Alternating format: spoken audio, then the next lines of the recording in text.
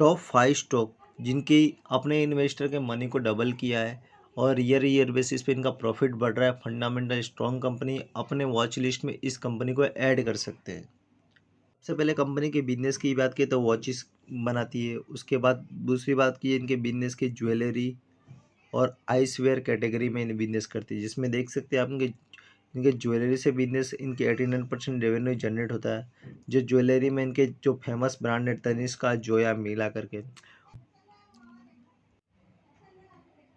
इनके second business की बात की तो वॉचेस और वेयरेबल डिवीजन से 8% की रेवेन्यू जनरेट होती है। इनके ब्रांड की बात करें तो nebula, Titan, fast track, Sonata करके वॉच आती है उनकी। जो आयरवियर डिवीजन से बात करें 2% की रेवेन्यू जनरेट होती है। इनके ब्रांड्स बात की तो टाइटन और फास्ट ट्रैक है।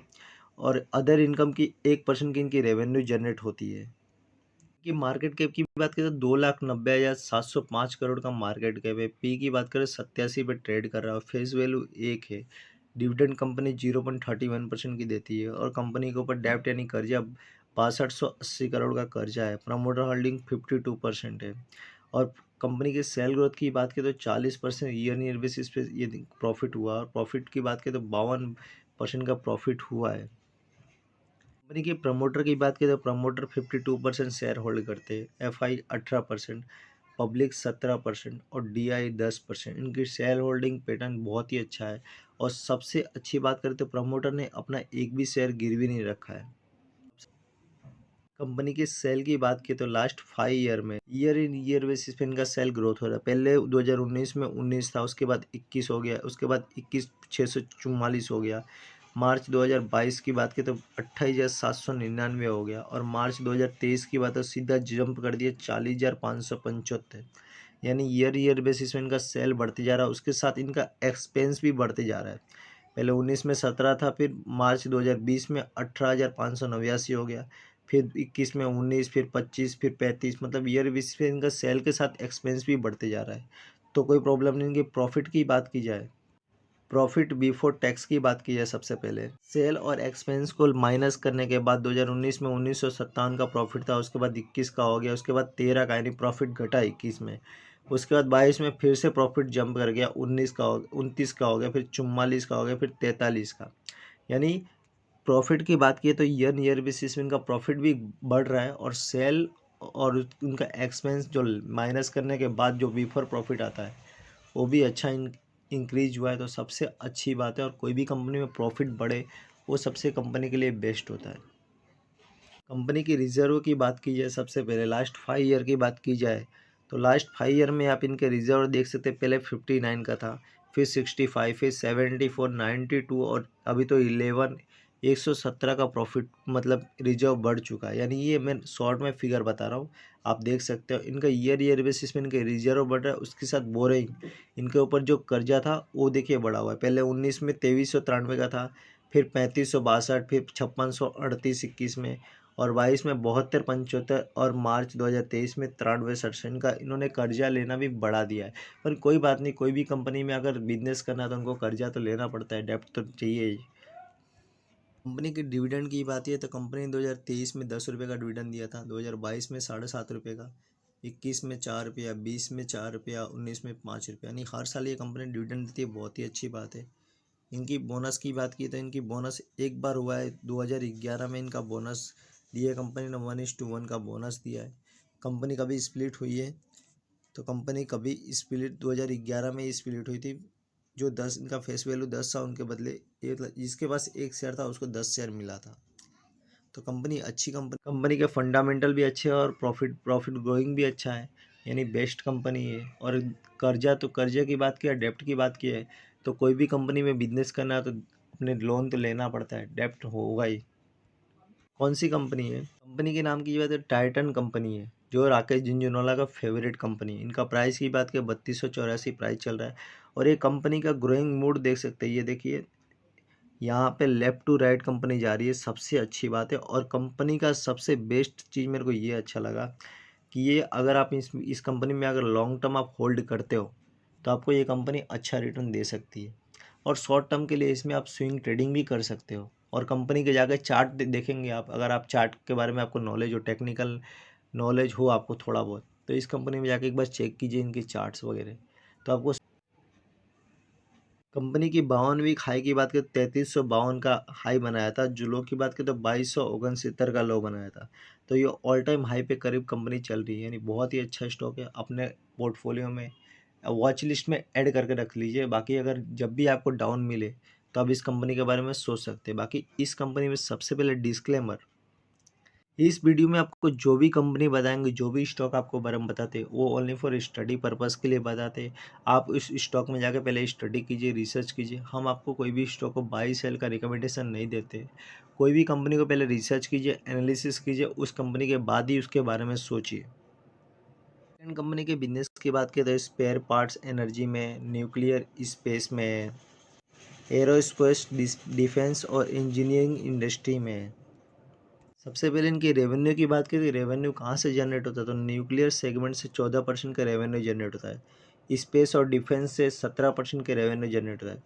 क्लीन और एनर्जी में 63% की रेवेन्यू जनरेट होता है। प्रोडक्ट और अदर बिजनेस से 6% की रेवेन्यू जनरेट होता है। और इस स्टॉक की क्लाइंट की बात की तो पहले ब्लूम एनर्जी, इम्ब्लिट और रफाल है।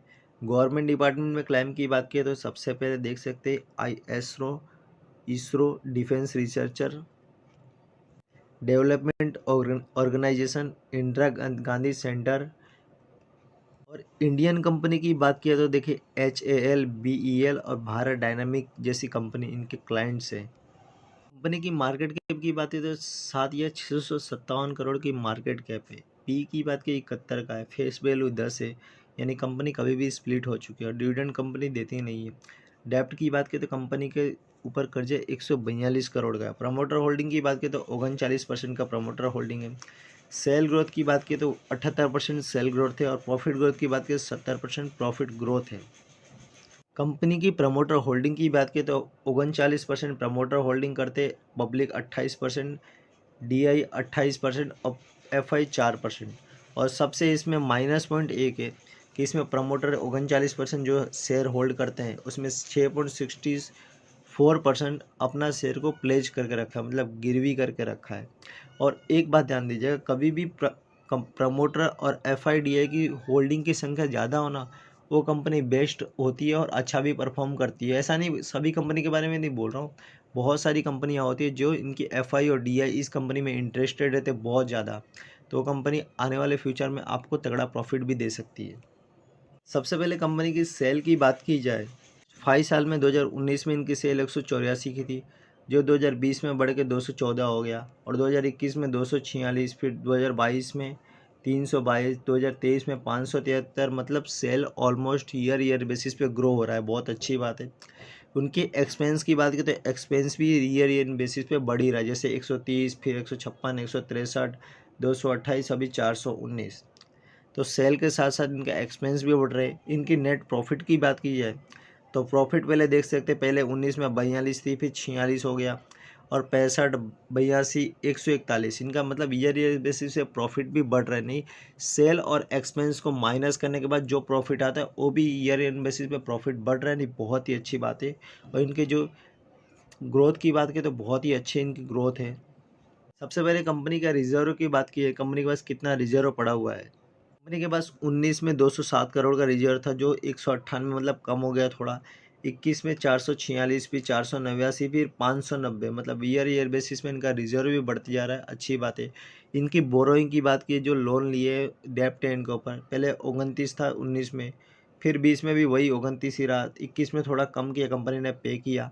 उसके बाद 2022 में 96 हो गया, और अभी तो 143% है बोरोइंग। डिविडेंड की बात किया तो कंपनी ने 2022 में 3 रुपये का डिविडेंड दिया, 2021 में 3 रुपये का डिविडेंड दिया था।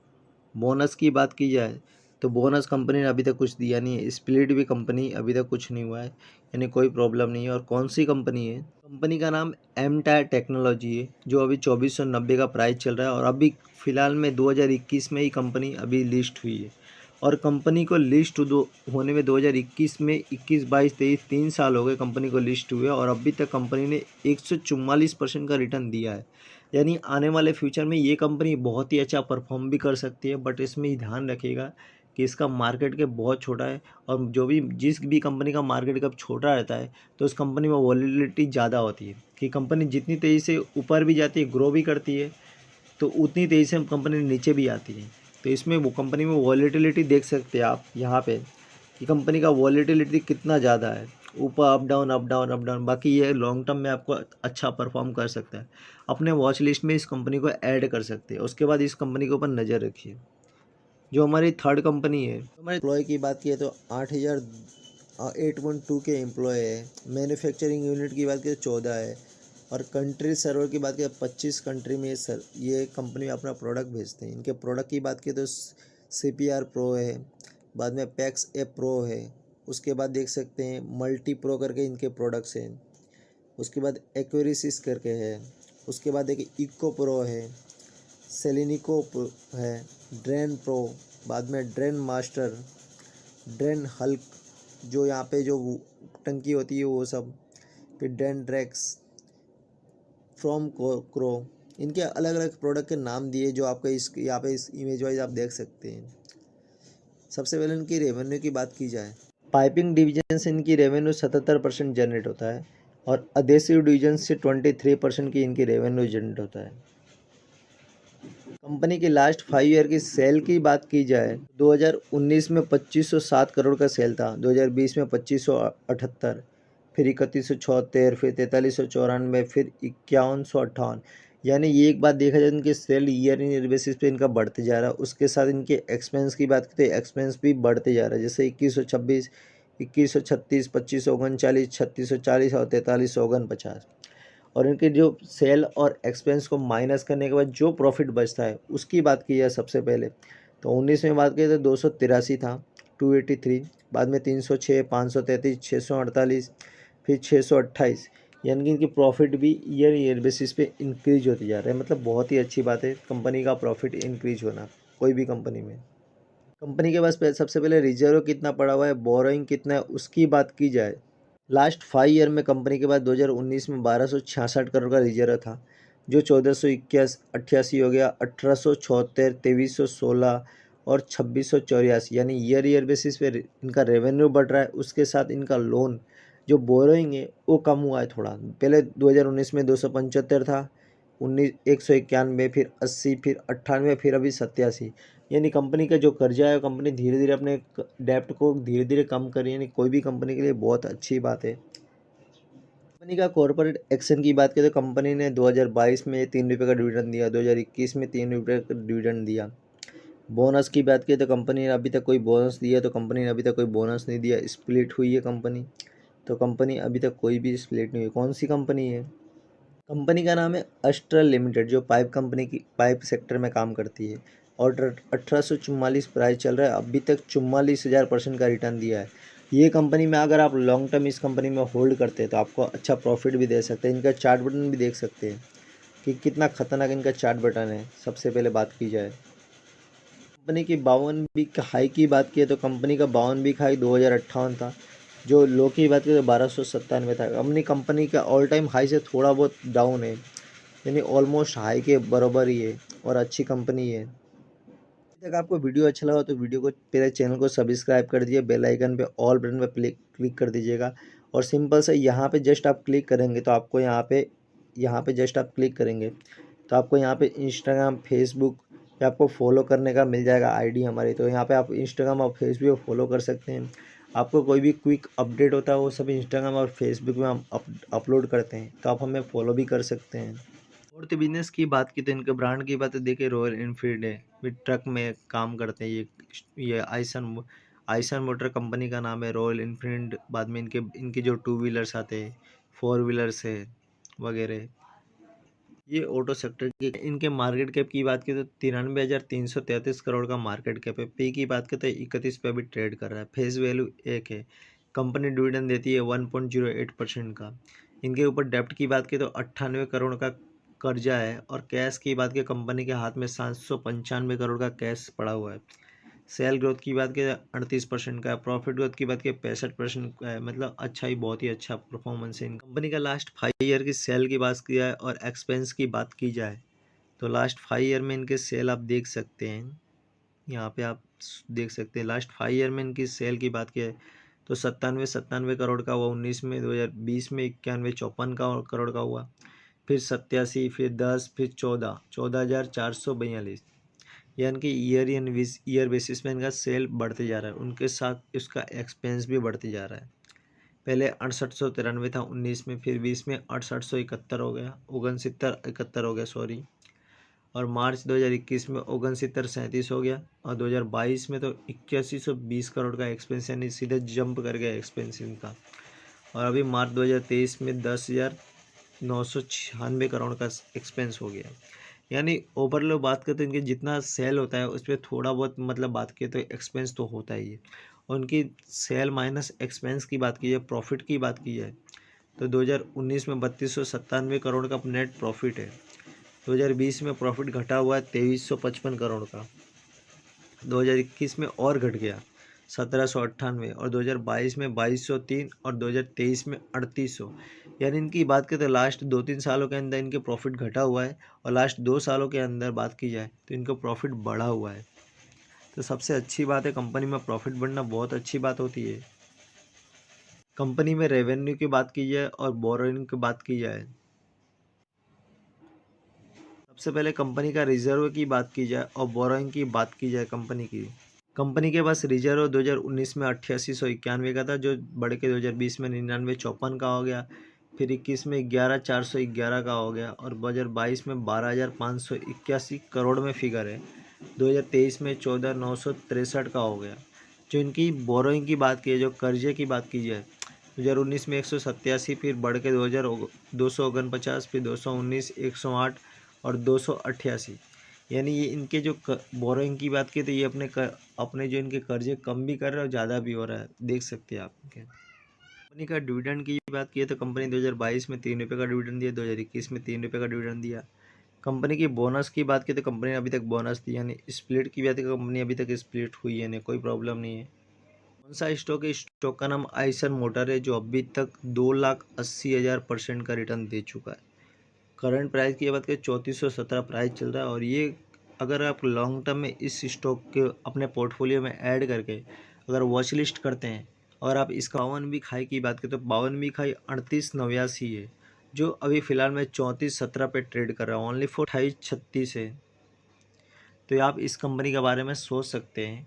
नेक्स्ट कंपनी की बात की जाए ना, 5 नंबर का स्टॉक है बैंकिंग सेक्टर, जो आप इनका बैंक जो HDFC बैंक है। सबसे पहले इनके नेट कैपिटल एक्यूरेसी की बात करें तो 18% कैपिटल एक्यूरेसी है। नेट इंटरेस्ट मार्जिन की बात करें 4% है। ग्रॉस NPA 1.70% बढ़ा है, वो भी क्वार्टरली। नेट NPA 0.32% है। कैश रेशियो 46% का कैश रेशियो पड़ा हुआ है। और कोस्ट टू इनकम रेशियो 38% का है। इनके बिजनेस की बात की, जो रेवेन्यू जनरेट होता है, ट्रेजरी से 14% की रेवेन्यू जनरेट होता है, रिटेल बैंकिंग से 46%, होलसेल बैंकिंग से 27%, और अदर बैंकिंग कॉरपोरेशन से 13% की रेवेन्यू जनरेट होता है। इनकी लोकेशन की बात की, डोमेस्टिक में 99% होता है, और इंटरनेशनल में बाहर के देशों में 1% की ये लोग रेवेन्यू जनरेट करते हैं।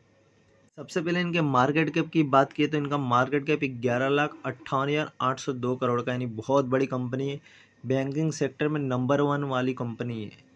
पी की बात की 24% का फेस वैल्यू है, कि डिविडेंड 1.16% की डिविडेंड यील्ड है, यानी कंपनी डिविडेंड भी देती है। प्रमोटर होल्डिंग 25% है। सबसे पहले ROE की बात की 17 और प्रॉफिट ग्रोथ की बात की तो 19% की प्रॉफिट ग्रोथ है, इनकी अच्छा वैल्यू है। और सबसे अच्छी बात, बैंक का रेवेन्यू की बात की जाए, इंटरेस्ट और एक्सपेंस तीनों की बात की जाए, सबसे